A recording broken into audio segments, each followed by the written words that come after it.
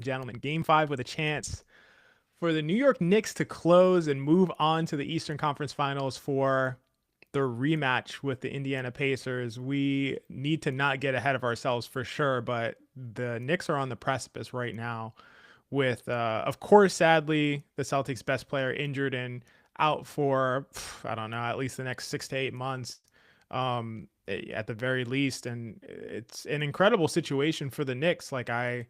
For all of those of you joining us, I think we're going to go to the comments a little bit earlier in the stream. So please go ahead and get your comments in, your opinions, your thoughts, however you're feeling about this game, however you're feeling about the potential matchup with the Pacers, whatever you want to talk about, drop it in the comments. We'd love to hear it. But we appreciate you all being here for to preview what could be the end of this series and the start of looking forward to the Eastern Conference Finals for the Knicks. Again, we can't get ahead of ourselves. There is a game 5. This series is not over. Sam Hauser is back tonight. I don't mean it as a joke. I know that sounds funny. I don't mean it as a joke. Sam Hauser is back tonight, which is not an insignificant deal because with Tatum going down, the alternatives would not have been good for the Celtics to add somebody else to their rotation. And the Celtics are absolutely dangerous without Jason Tatum. We know that the Celtics are dangerous without Jason Tatum. They are, I think, 8-2 against the NBA without Jason Tatum, even though those teams that they've beaten are not quite on the level of the Knicks. And the Knicks have been playing excellent basketball. So, all of that considered, this is a huge game for the Knicks because the pressure will be on Jeff in Game 6 if the Knicks don't win this game. Game 6, going home, MSG. You have to win that game or else you're going to a Game 7 on the road and nobody wants to be there. So to me, this is a bigger game maybe than we think, just being up 3-1, feeling like, we just got to win one of the next 3. You lose this one and then all the pressure in the world is on Game 6. How are you feeling about where the Knicks are, what's going on? What are your general thoughts and opinions right now? Yeah, so I wasn't laughing at Hauser. Hauser's a No, good I know player. you weren't. Yeah, no, it does sound funny. It's like it sucks they lost Jason Tatum, but Sam Hauser's back, so everything's it's like there's layers to this. So I think it's a really interesting game because I think Boston is kind of in a weird way playing with house money. Like I feel like this is going to be it's going to be lower pressure for them as far as elimination games go. Like you saw the Cavs and the Pacers last night, and even when the Cavs got up double digits in the second half, it really felt like they were playing on their heels the whole game, and they were feeling the moment of the situation, like they had to win that game.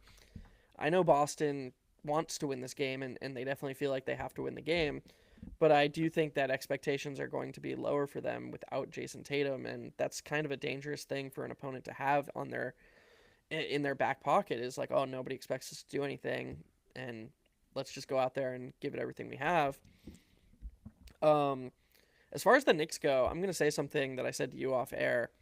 I didn't really feel like games 1 or 2, even though the Knicks won both games. I didn't really feel after like, oh my god, we're watching this championship team and they're sticking it to the defending champions, and oh man, this is a team that's gonna get ready to like take on at the time the Cavs maybe or OKC, and we're seeing the emergence of a team peaking. I thought that they had a really sound game plan in both games and caught a couple breaks and absolutely capitalized them by getting two close games in at the end of each game, and just absolutely that's their wheelhouse. They outplayed Boston late in both of those games. I thought the third quarter of game 4 was an extremely impressive quarter of basketball. They're coming off a game 3 where Boston just dismantled them. And if you're a shot quality person, kind of coming off 3.5 games of Boston clearly being the better team in the series. You're looking at a 2-2 series where Boston has outplayed the Knicks arguably in 4 out of 4 games. And now you've lost home court advantage. After winning 2 games in Boston, you've immediately given up home court advantage. And the Knicks came out in the third quarter and they played faster and they switched more. Those are the two things we talked about in the pregame, which is just hilarious. This shit just continues to happen. That we just you folks at home, you don't know how hard this is before each game to try to come up with stuff to talk about. And XJ and I are like, okay, well, I mean, let's try to pick stuff we think is important for them for this series, and it was the pace and it was the switching. We didn't think that they were playing fast enough, and we didn't think that they were switching enough. And they came out in that third quarter, and that was one of the fastest quarters I've ever seen them play pace-wise. They were looking for any opportunity to race the ball up the court. They were getting into their sets faster, and it allowed them to get multiple looks at shot attempts, or, sometimes they would just early-ish in the shot clock get the shot attempt that they wanted. And I just don't think it's a surprise at all that they scored as many points as they did. And then also they matched it with a really, really sound strategy that we've talked about, this switching strategy defensively, except they did it at a higher rate. And so that was a really, really dominant quarter of basketball against a really good basketball team that deserves to be respected. The Celtics, with Jason Tatum, even with Kristaps Porzingis playing at this poor level, which we'll get into in a bit, they're a championship level team. They are. And before Jason Tatum got injured, because that's what people are going to say after the series, like, oh, great job, you won when Jason Tatum got hurt. But make no mistake, before Jason Tatum got hurt, this Knicks team took control of that basketball game by playing at a really, really high level. And that was one of the first times this season, because actually, and I have been saying all season, like, this is a championship level roster if they push the right buttons. That was one of the first times all season when I was like, yep, there it is. There is a team that would be a deserving championship level contender. That quarter was just incredibly impressive, and I feel like Knicks fans have the right to be encouraged after it. Yeah, I agree with that. I think it was definitely impressive. I may have come away with a slightly different takeaway, and it's the theme of this playoffs to me. This entire postseason is like shot making and shot variance, and again, to clarify for everybody in the audience, this is not like whatever team wins is lucky to have won. That's not what I'm saying. But if you are able to make shots at a high level, at a high rate, you will win more games. That's just the reality of it, especially in a small sample. And the Knicks have elite shot makers. I don't know what to say. Like that's how they built their team. And I would say it's a smart team construction from the standpoint of you can win these games where teams are switching, where you have to create points, you have to come away with 2 points as opposed to 0 or 3 on these possessions towards the end of games, towards the ends of quarters. And you need to come away with points. And the Knicks have an ability to do that on just such a consistent basis. When they have Jalen Brunson, obviously the king of what I'm describing, the ability to say, hey, we need points on this possession. We can't have a 0 here. We don't just need the highest shot quality. We need to score points. Jalen Brunson will do that for you. But guess what? When Mikal Bridges is making shots like the way he is, we all know where he wants to get. Everyone in the world knows where he wants to get. He wants to get a foot in that paint and then fade immediately into that mid-range jumper. And guess what? Sometimes he cannot miss it. He just is not able to. And so when you have a guy like Mikal Bridges and he's working on all systems go, obviously in game 3, he wasn't for a lot of the game. And then what was it, game 2? Whatever game it was where he wasn't for a lot of the game and then poured it on at the end, we can see sometimes he doesn't make them. When he does make them, guess what? He's hugely valuable because he can just go get you a shot. And if you give too much attention to Jalen Brunson, Mikal Bridges will make that 10-footer like it feels like 80% of the time. Speaking of 80%, Brunson, Bridges, and Towns were all together 31 of 44 from 2-point range for a completely insane 70% field goal percentage in game 4. That is astronomical. Boston has nothing to contend with that on in terms of being able to score at a reliable rate, and especially against a switching defense. And the aforementioned Kristaps Porzingis that Jeff just mentioned, he's supposed to be the Celtics switch beater. He's supposed to be the guy that says, oh, you're trying to switch every possession? Guess what? You can't, because we have a 7'2" guy that's going to post up your 6'2" guy, and he's going to score at an absurd 1.3 points per possession rate on every single post up. And then we'll see if Tom Thibodeau has the stomach to live with that situation for an ongoing basis. Just seeing Kristaps Porzingis rain in 10-footers from with a guy he's a foot taller than on every possession. I don't think he'd be able to live with that. But with Porzingis playing how he's been playing, which has been a catastrophe, has been awful, has been a complete shell of himself. This is a completely weakened and diluted Kristaps Porzingis. I would say to the point where it's almost better that he doesn't play for the Celtics. With him playing like this, they have nothing else. They have nothing left. I don't see what they can actually do against switches to compete with what the Knicks can do against switches. And it's really funny because all season, the commentary has been, well, the Knicks can't beat switches. You just switch against them. Towns can't beat a switch. What can they do? What they can do is go down, find their way within 10 to 12 feet, and score every single time. And that's what they're able to do towards the ends of games. And that's why I think they're getting the edge in this series. And that's what they did in the third quarter. In the third quarter, to Jeff, to your point, they did play a little bit more even a lower variance, higher effective game, because they were able to get to the rim a lot more than we've seen them do, especially off of drives. We typically see them get to the rim on putbacks, on rebounds, or on Karl Anthony Towns post ups. But they were actually, or Josh Hart attacks in transition. But we've seen them get to the rim a lot more out of the half court, and that's because Jalen Brunson was just such a menace, and it created everything for the team. I think the third quarter was just one of Jalen Brunson's most masterful performances, and that's saying a lot given how many he's had as a Knick. So totally agree with you there. But to me, I think it's you said XJ. Yeah. You texted me while it was happening. This is LeBron James level impact watching Brunson. That's how wowed you were by his in real time. Obviously, I'm sure there's a bit of hyperbole there, but I mean, it was an insane quarter. Yeah, it was completely insane in terms of his offensive impact, and then he's able to hold up. At times when they allow him to switch, he's able to hold up. And we talked about wanting to kind of get to a ton of comments, so we're going to do that. Before we get to the comments, there was one thing I wanted to say. I actually forgot that I wanted to say this, but there was this article on SB Nation from earlier this season. I think it was like right at the beginning of the season, right before the season started.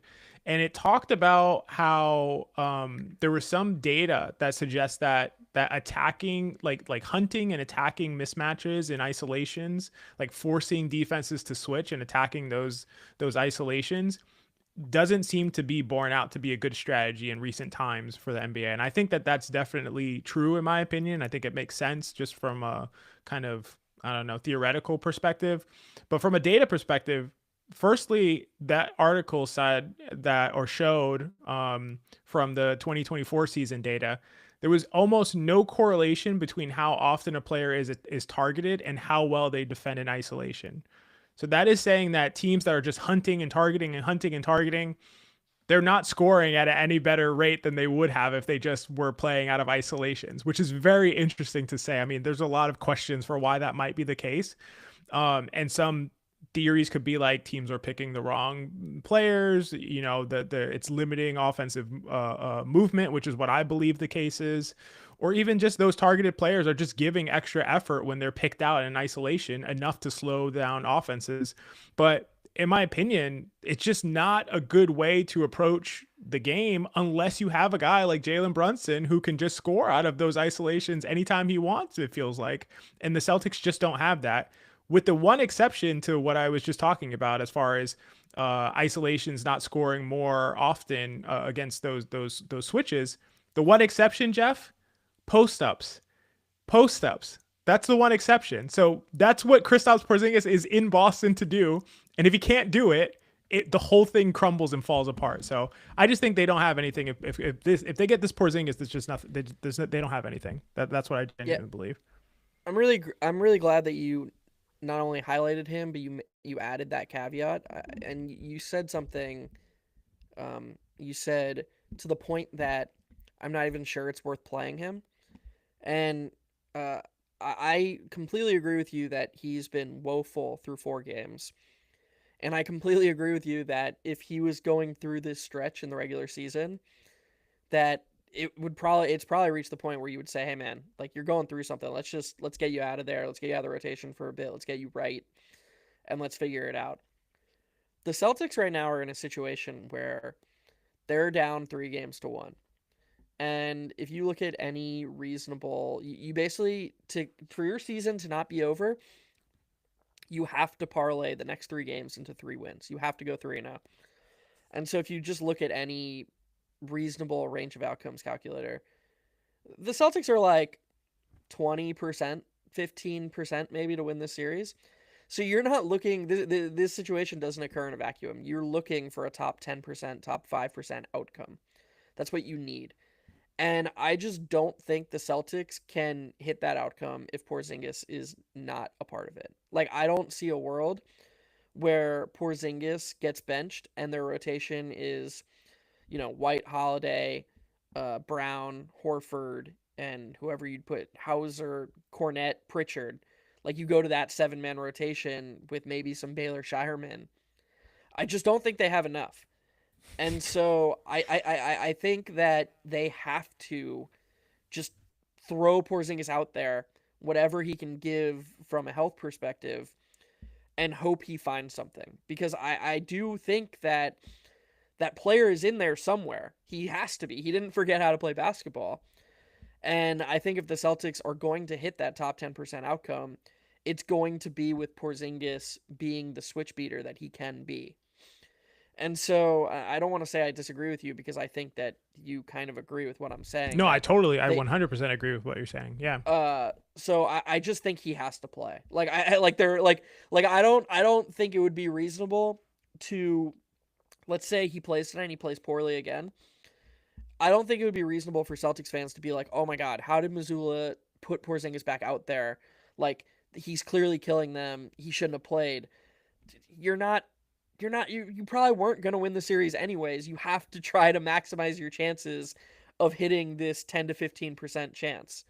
And Kristaps Porzingis just has to be a part of that. I think that's almost unquestionable. Yeah.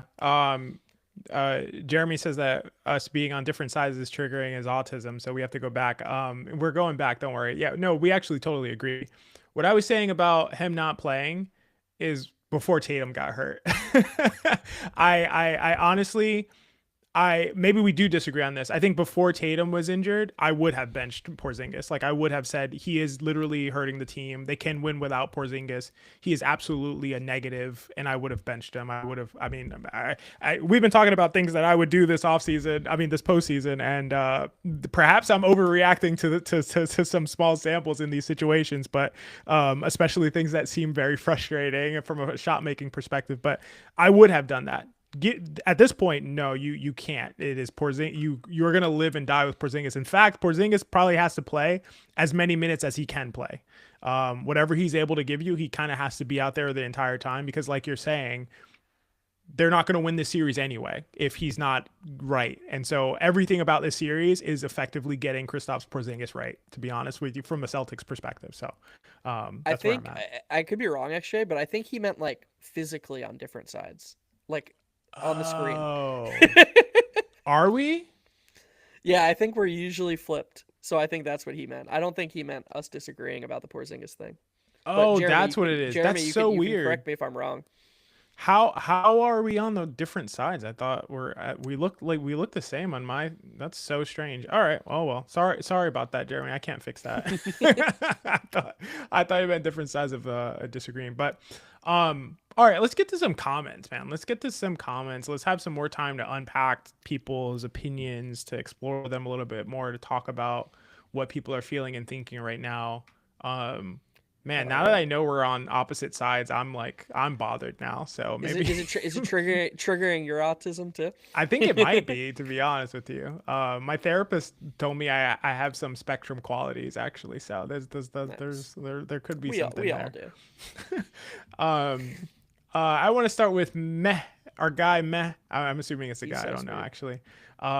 Another really thoughtful contribution there.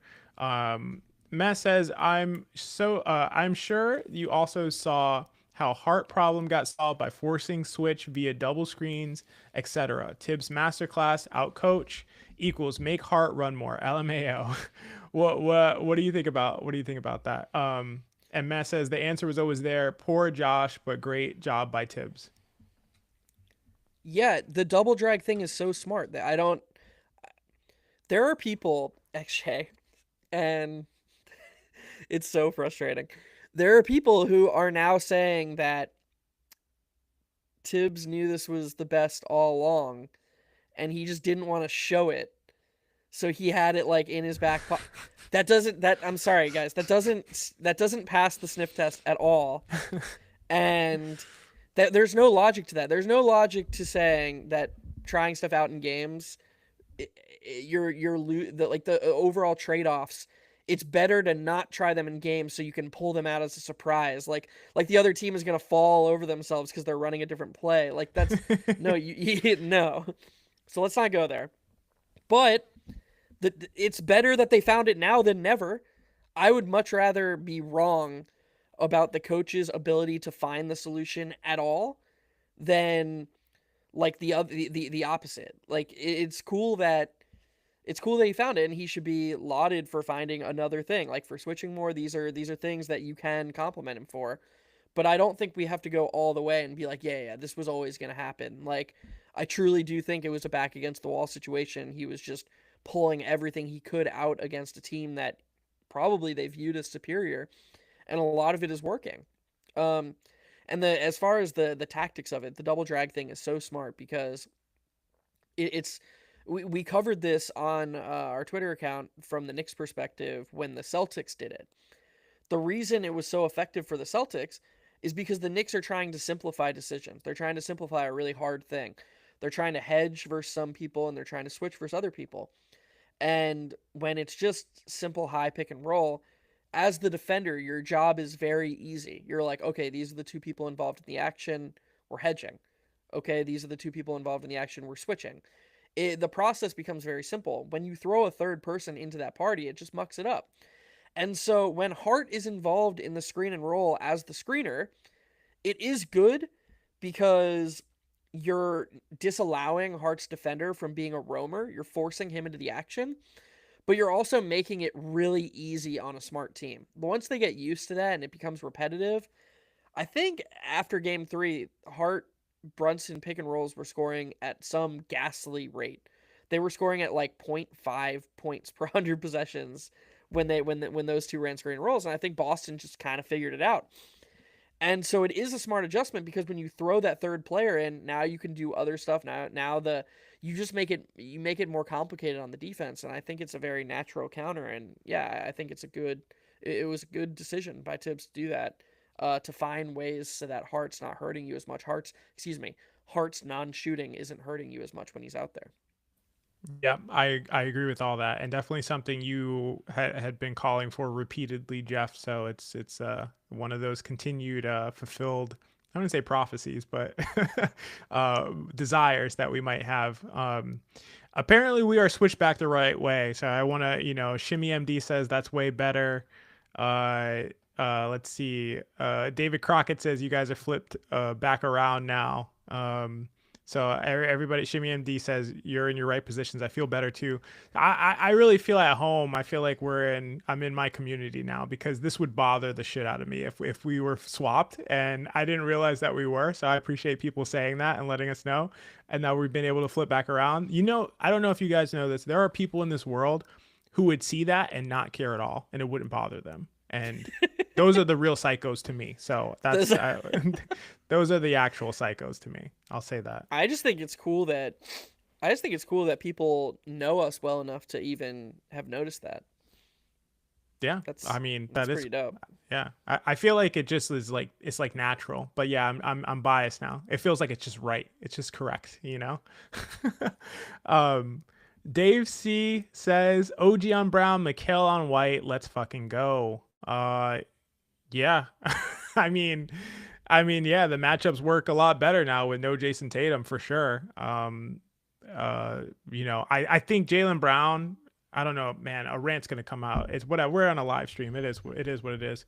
Jaylen Brown to me is the most overrated player in the NBA, like pretty consistently. Like at different, it varies at different times. You know, like Paolo was there at some point. I don't think he is now. Like Jeff and I talked about, maybe he's underrated now. Like it kind of flows in and out of different players, but like over the long haul, like a long period of time, Jaylen Brown has been that guy. And this is Jaylen Brown's night, right? This has to be. Jaylen Brown has to be able to create for the Celtics and score in isolations, and the switches are all going to be the mismatch hunting is all going to be through Jaylen Brown if Porzingis is still like the giraffe version of himself. So this got to be Jaylen Brown's night. But Jaylen Brown to me, even if he comes through tonight and scores 40 points in a big Celtics win, he's just so consistently overrated. He is not a scary player. I would not bring doubles to somehow stop him when he has Josh Hart on the block or Mikal Bridges on the block or Jalen Brunson even on the block. He's not scary from three to me, even if he's open. I would go under screens against Jaylen Brown. He's very inconsistent. He feels like just like a guy who's so physically talented and strong and has just like such physical gifts, but I just don't find him fearful as like a scorer, or I think he's a good defender, but I just think he's just overrated in so many aspects of the game. Not a particularly great passer, not a scary shooter, very inconsistent even from the mid range. I think if OG is able to stay on Jaylen Brown, I think he's going to have a really quiet night. I don't know what you think. So I just want to add two clarifications because I know you, and it is funny how we have our timing is always so poor because like it's a home game without Jason Tatum. You know he's gonna carry some insane usage, and That's it's why I just said gonna even if he scores 40, I threw in that yeah caveat yeah. because But it's possible. It's fine. I just want to say two things. One, overrated is relative. That's a really important part of this. XJ is trusting the audience by going on this rant and trusting y'all to understand that you can be overrated and still be very good. You can be a very good basketball player and be overrated. XJ and I actually are both Yankee fans, and I think both of us would agree that the most overrated player of our generation was a Yankee who is a deserving Hall of Famer. Am I speaking for you, or do you agree with that relative to like what his record? I don't think I agree with that. I think defensively, yeah, but overall as a player, maybe not. I would have to think more about Okay. that. Relative to reputation, he got some pretty crazy. Yeah. I don't have a good like off the cuff like assessment of what his reputation is as a player. Like my sense is that he's not like viewed as like so much better than he actually is, but I could be wrong about that. But I mean, yeah, like regardless. 90% of Yankee fans think he had a better career than A Rod. They just hate A-Rod. Like Yeah, but like, that's dude. different. Like Anyways, 90% of Knicks fans thought that Precious Achua is better than Obi Toppin. So yeah, I would say that makes Precious Chua pretty overrated. Anyways, I think um, that's hate for Obi Toppin is what it is. But go ahead. yeah. So overrated is relative. That's very important. Jaylen Brown is a very good basketball player, but then also, and I'm gonna swing it back to you so that you can clarify this point. I think what you mean specifically with Brown is that what makes him so overrated is that the Celtics like don't need like his impact in his role. He is like the outlier on the Celtics. When they have their five or their six or their let's say eight. Let's say their 8-man or 9-man rotation with their great starting lineup when Porzingis is healthy, and then you got Pritchard, Hauser, Cornette, and who would the ninth be? And Horford. Yeah, hit Pritchard, Hauser, Horford, and Cornette off the bench. Everybody falls perfectly into these roles. And so you have all these like guys who are at max impact and they're not redundant, they're not diminishing at all. And Brown is just kind of a murky fit. He's just if they had like another Derek White for example, they would be a lot better. And so it's not that Brown couldn't be more impactful on a team that required his skill set more, but he gets all these accolades because he's on this perfect team that sort of is indifferent to his impact as currently constructed when Tatum is healthy. And I think that you would agree that Brown's impact should go up without Tatum because it's going to more naturally correlate with his skill set. Yeah, absolutely. I agree that his impact will go up without Tatum, especially with him being the focal point as opposed to being off ball, where I think his impact gets diminished. that being said, I think even on the ball, I think he's overrated as a player. I think he like literally like it's a meme, but he literally can't dribble going left without losing the ball so free. Like I never feel comfortable. If I was a Celtics fan, I would hate to see him put it on the deck because I never feel comfortable. I always feel like somebody's gonna strip it. He's just gonna lose it. Sometimes he loses it and gets it back and then bullies and then scores somehow. It's just like it's a disgusting game to watch. Honestly, I'm not a fan of Jaylen Brown. I think he's overrated. Like from an on-ball standpoint in his role, almost from in every capacity. And if he scores 45 tonight in a win, he scores 45 tonight in a win. I don't think he's beyond being able to do that. Like you said, I think he's a good basketball player, but it's just no with the Jaylen Brown for me. Well, folks, I tried. So yeah, you did try. When Celtics fans are destroying this channel after a Jaylen Brown masterclass tonight, you can at least say Jeff tried to save extra. Yeah, I don't mind. I'll take it because that's how I feel about it. But what I do mind and what people do mind is the Derek Jeter slander. Whoa. Shout out to I never said his name. That's Hayden being presumptuous. I think Hayden knows who you're talking about. Hayden still jump throws in his living room still. We can all do the batting stance, Jeff. You need to chill. People are saying don't slander him. I don't know. That's you're the one who's pushing it, all right? Not me. You're right. You're just doing it in a smarter way. Like the majority of our base is New Yorkers. So and I would say the same thing if this was all Celtics fans. I don't care. Jaylen Brown's the most consistently overrated basketball player in the NBA. John Leary says Knicks have a chance to do something they haven't accomplished in 25 years. Yeah, incredible. How should Knicks fans be feeling right now on the precipice of getting to the Eastern Conference Finals? Actually incredible. Did you know that, XJ, also that this would be for a team, like think about how the Knicks are spoken about and like their lack of success. This would be if they beat Boston, this would be their 7th playoff matchup against Indiana in the last 30 years. I think. Wow. They met in the 94 and 95 playoffs. 94 was the Eastern Conference Finals that they won in 7. 95 was the Eastern Conference semifinals that they lost in 7 when Ewing missed the layup. 99 was when they made the finals. They beat Indiana in 6. And then 2000, the Pacers made the finals and they beat the Knicks in 6. Wow. And then 2013 was the Melo Roy Hibbert block in the Eastern Conference semis when Indiana went on to lose to Miami in the Eastern Conference Finals.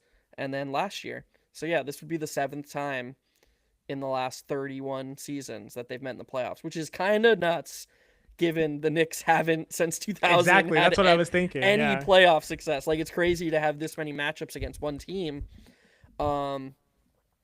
It's exciting, and yeah, this is Knicks fans should rightfully be, again, not counting their chickens, but this is an exciting time for them.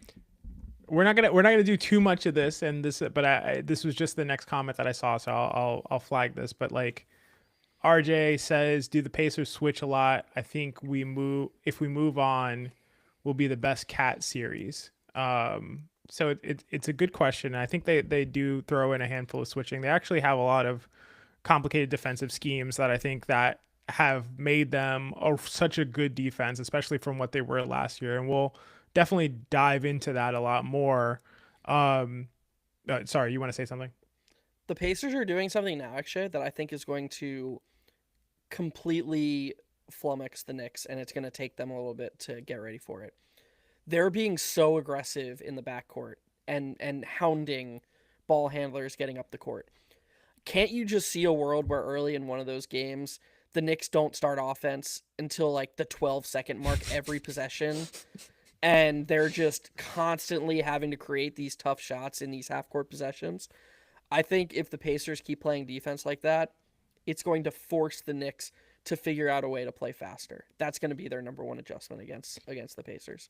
They did some of that last year though too in the playoffs, and I don't know if it's this extreme though. No, it wasn't. They definitely have turned it up a lot, and I think they'll absolutely do it. They'll play them similarly to how they'll play Jalen Brunson similarly to how they played Donovan Mitchell. But I remember last year they were doing that, and it was like Can someone else bring the ball up as opposed to Jalen Brunson, like slowly battling with like a pacer every time he brings it up? So I think they'll do more of that. But the Knicks have shown more of an interest in being able to have Josh Hart or someone else bring the ball up and give it to Brunson when he gets across the line. So, It's really smart. um, yeah, I'll say this too. I feel similar to how the way we were talking about the Cavs before, the Cavs and the Celtics before. Like, dude, if the Pacers shoot like they did against the Cavs, the Knicks are gonna have their hands so full. Like, I think you have to count on some sort of regret. They played an amazing series against the Cavs. Amazing. genuinely, like they were shooting like I don't know 20% above whatever their shot quality was like in multiple Yep. games. It was Stupid. absolutely crazy. David Crockett mentions Jeff Neesmith hounded the crap out of Brunson last year, so glad we have Bridges. So yeah, Yeah, all right. but I just want to say, it's not just one guy. I'm Mm-hmm. gonna reference the Caitlin Cooper stat that I brought up the other day. They had three or more defenders in the backcourt more in one game than some teams had in the entire season. Yeah, and that Like they did not do last year. That's yeah, different. they're using multiple guards to just make it super hard. They're not letting just one guy take the ball up. It doesn't matter who it is. They're not going to do it to say, "Oh, let's keep the ball out of Brunson's hands." They're doing it to say, "Whoever is bringing the ball up, we're going to make your life miserable." That is their goal. They're trying to make it so the other team can't start their offense until later in the shot clock. It's brilliant. It is the type of thing that completely can drive me nuts about Tibbs, because what Carlisle is doing, Carlisle is saying on one end, we get the value of starting offense early. So naturally, on the other end, you want to not let the offense start early. They are completely leveraging the same thing on both It's sides of the really court. smart. Yeah, it's really smart. It's so brilliant, and it drives me nuts when Tibbs on one end is like, "Oh man, like this one thing offensively is super crucial," and he's right about it. But then on the other end, he's like, doesn't get that they should be trying to take that one thing away from the defense. And I'm not saying Tibbs is the only one who does this. Tons of coaches do it, but I'm just saying it's the type of thing, the type of hypocritical thinking that drives me nuts when watching the NBA. Carlisle, on the other hand, his thing in Indiana has been starting possessions early and the value of it, because they get that if they have multiple cracks at creating a good shot, they're going to create a great look in the half court a huge percentage of the time. And he's like, wait a second. If the other team only has one shot at creating a shot, that is a way to help our defense without having these great defenders. Because let's face it, the Pacers have a number of nice defenders. They have Neesmith, they've got Nemhard, they've got Siakam, who plays good defense. Turner obviously is a great rim protector, but I don't see him as like this super switchable, like he can switch too. I'm just saying his thing is rim protection. But they don't have, Evan Mobley. They don't have a defensive player of the year candidate. They're mitigating their lack of personnel by amplifying their personnel in this way, in making it easier on them. That's elite coaching from Rick Carlisle, unquestionably.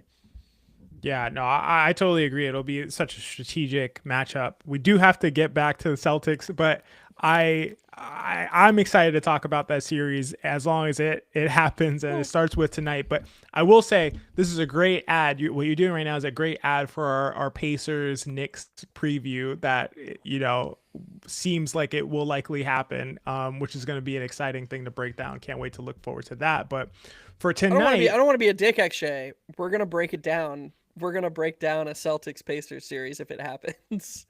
oh yeah. No, that's true. So, But what do you mean?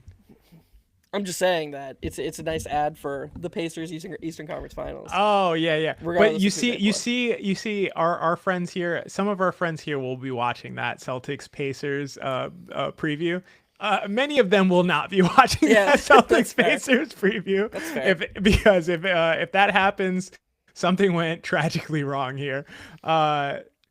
So Shimmy MD says, "Hey guys, would love to hear how you think we match up against tonight's lineup." And then somebody, let's see, who was it? Dave. Dave said, "Do we know who's starting in place of Tatum?" I'm assuming KP. So it is. I think it is going to be Porzingis. So it's Horford and Porzingis. They're going double big lineup tonight. What do we think is going to happen against that lineup? Are we thinking it'll be like a cat night? What's the situation? What's the approach for the Celtics? I mean, for I the Knicks against wonder. the Celtics lineup. I know we talked about the importance of Porzingis. I'm curious if he'll consider Hauser, um,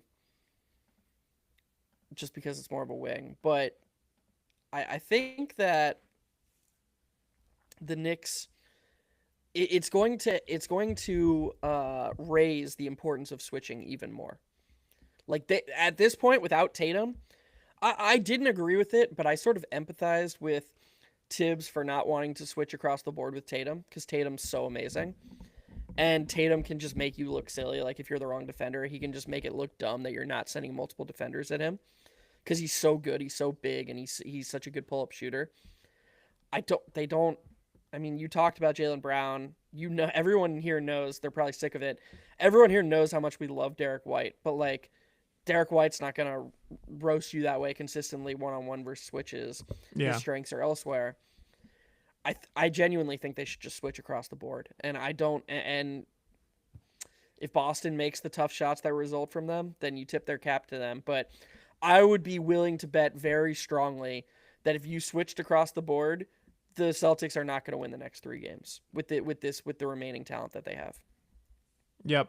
And John Leary mentions just announced KP will start. I think that that's their only hope, to be honest with you. Like, and I can't see some magic like renaissance revitalization from Porzingis, over the in this game and basically moving forward. And without that, you can switch and you can stop them. I think that my view is Missoula's thought is that the Knicks will be more reluctant to switch like smalls onto bigs, especially if they have two of them.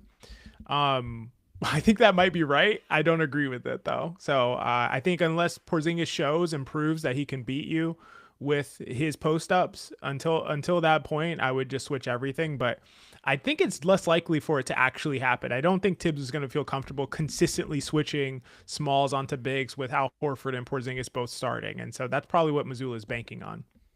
It might be right, but let's just say there's a world where the Knicks play a little bit more conservative in this game for whatever reason. Mm-hmm. They'll be more aggressive with the scheme in Game 6 if it comes to it.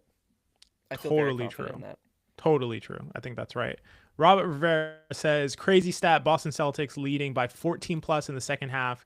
This series 1-3. Previous 67 times 64-3. That is an absolutely insane stat.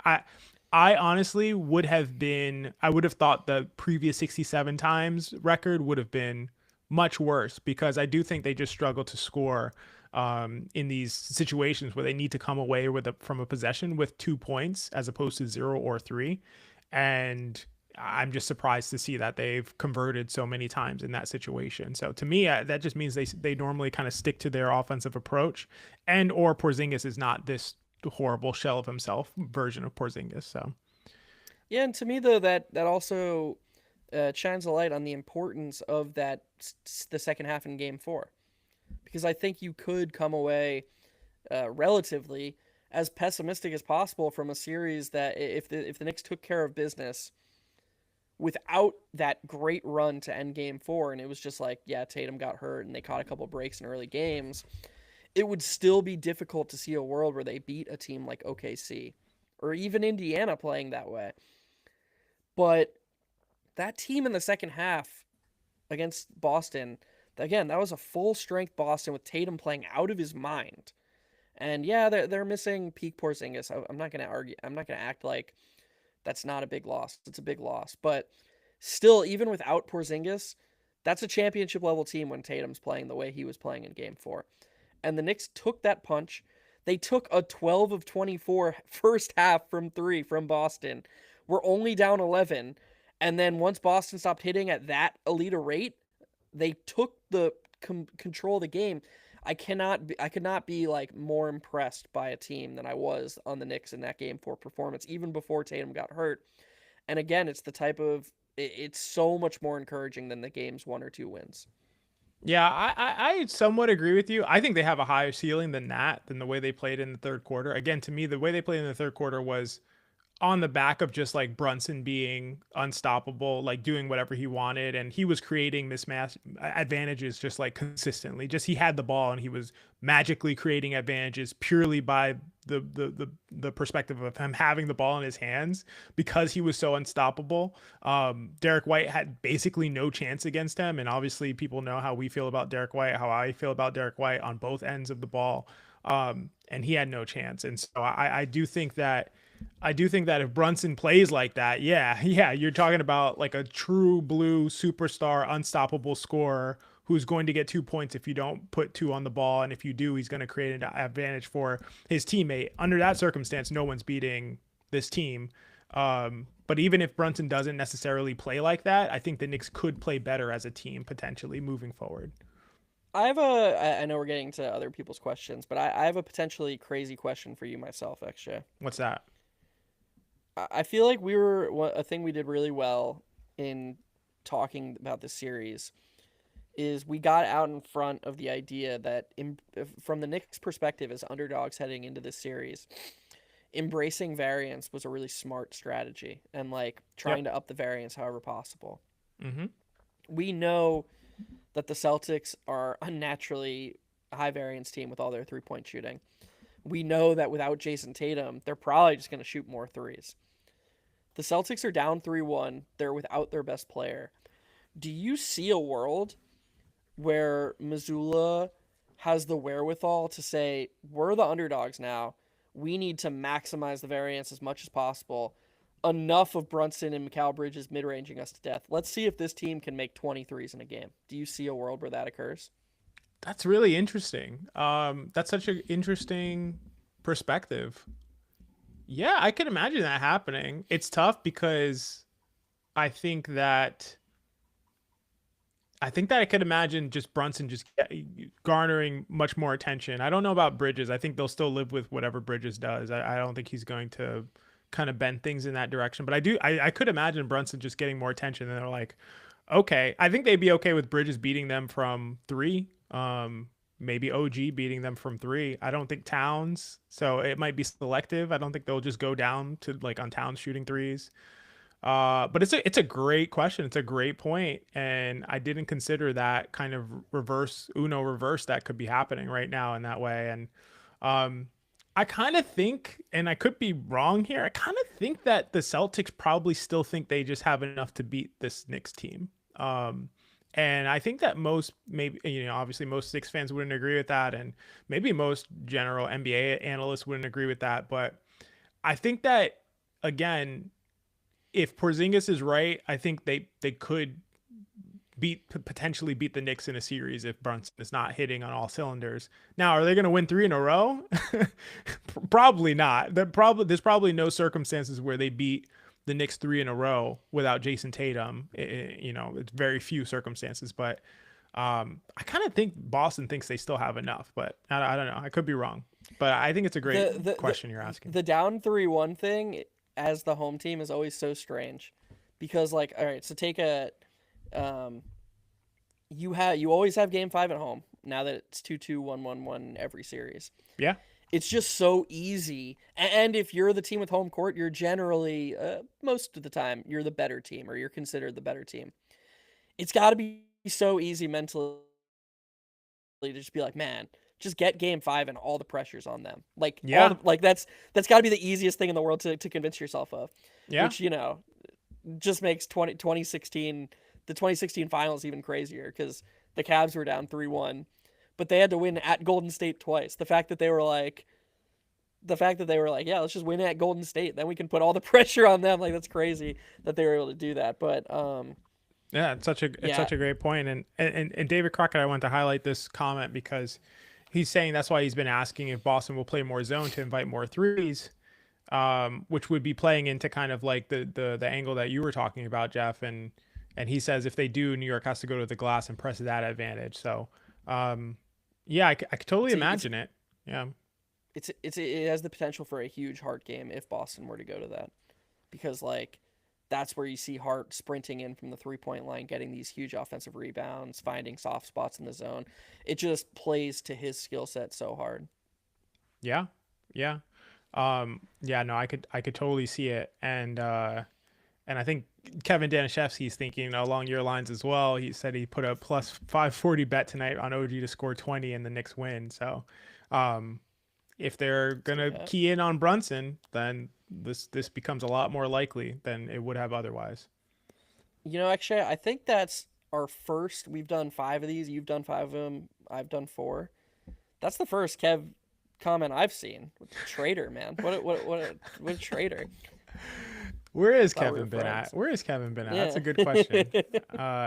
But yeah, I think it's such a great point, and I think we could see this switch up in strategy happen. But at the end of the day, to me, I know maybe I'm more in this direction than other people. I just think Boston is so reliant on Porzingis to have any chance of winning 3 games in a row against the Knicks. I don't think they can do it with this Porzingis. I think it's actually a 0% chance if Porzingis played how he did. I think the last game was one of the worst Porzingis games I've ever seen him play. I think he was just terrible. He was just awful. And I don't think they can win like that.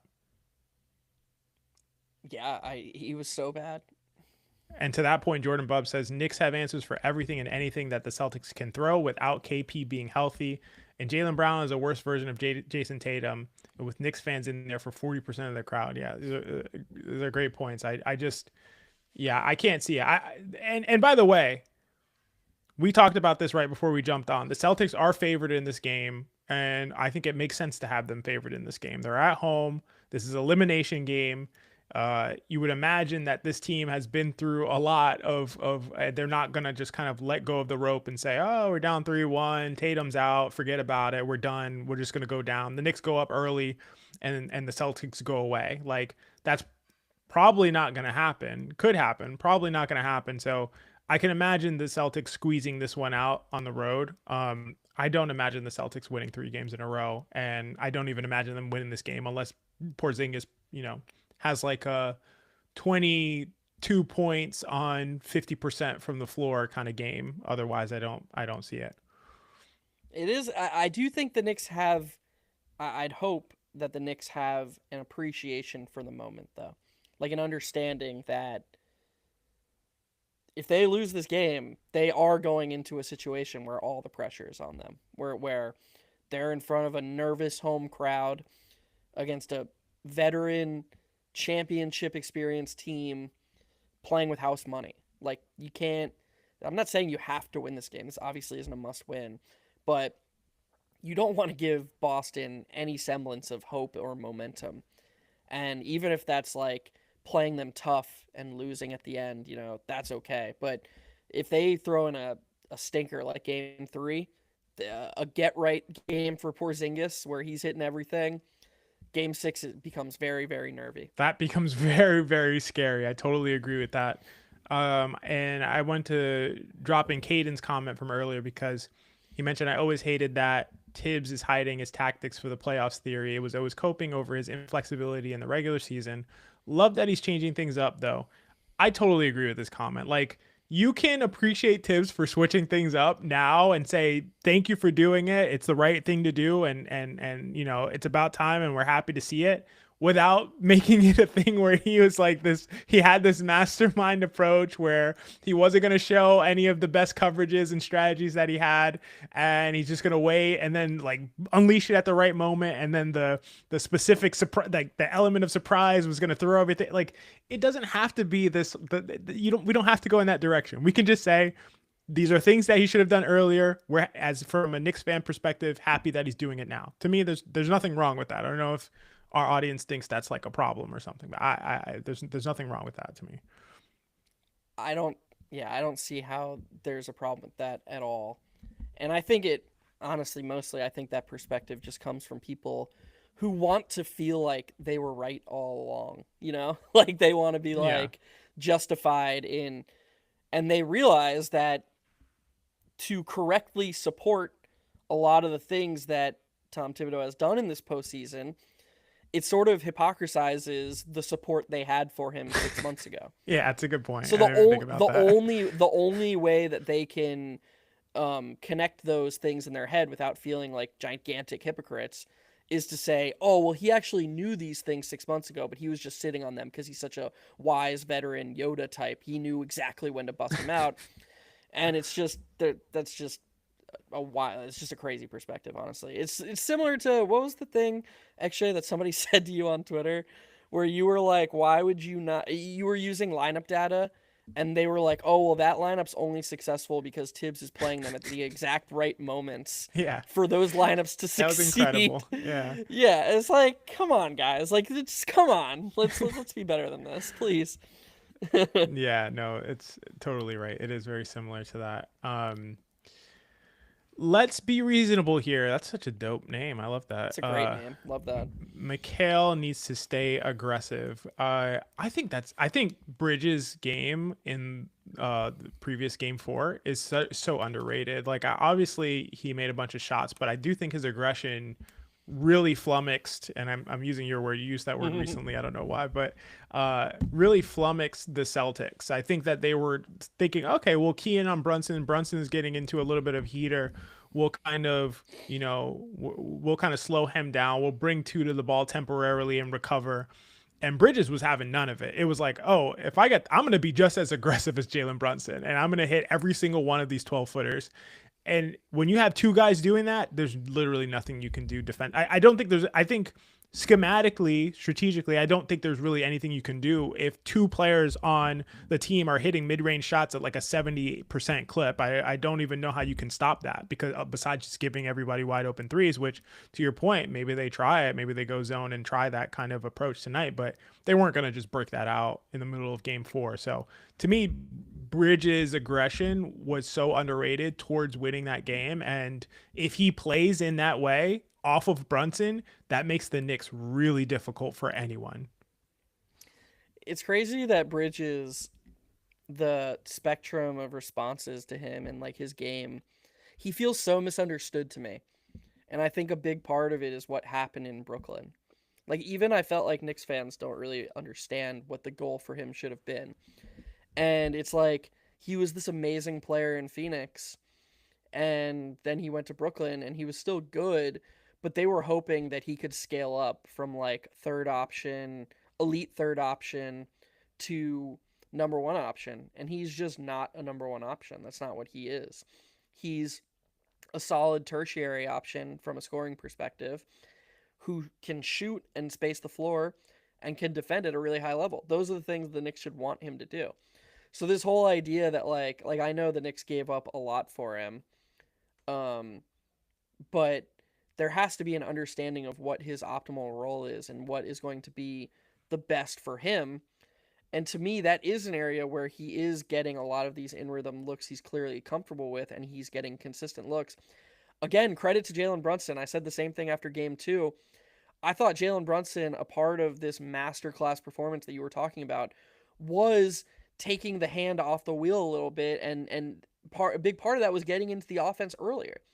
It wasn't just like Brunson has these possessions where it seems like he's the only one touching the ball, but that's just because they start the offense so late. You can't do anything else. He has to. It's like there's 7 seconds left on the shot clock. He has to be the one to shoot. But he clearly is a good and willing passer when the situations allow him to be so. And so, he's got this quarter where he's cooking, he's hitting a lot of shots. I think a big thing was that it didn't take away from the rhythm of Bridges. It allowed Bridges to still be that nice number 2 option. That's what we've been talking about all season long, is maximizing multiple players on the team. That's how this team's going to hit its ceiling. Totally agree. And we are pushing right up to 7 p.m. So, we'll close it out there. But yeah, I just want to say thanks everybody again for joining. We've had such a great audience, such great chat and engagement for every time we've done one of these pregame show. It's been really fun and awesome, and love the live stream. And we're going to keep doing more and more of it, and have things be like more unique and fun and engaging as always. But really appreciate all the support for this kind of being like our first time trying to do this in the playoffs. And if the Knicks close out here, it could be our last pregame for now, but we're definitely going to keep doing this and making it bigger and better, and trying to make it as fun and as engaging as possible for everybody who is, we appreciate you guys joining, and we're definitely going to show that. So thank you all so much. Jeff, any last words before we get out of here? Nope. I echo your sentiments. They were well heard by me and our audience. All right. Appreciate y'all. And we'll see you next time.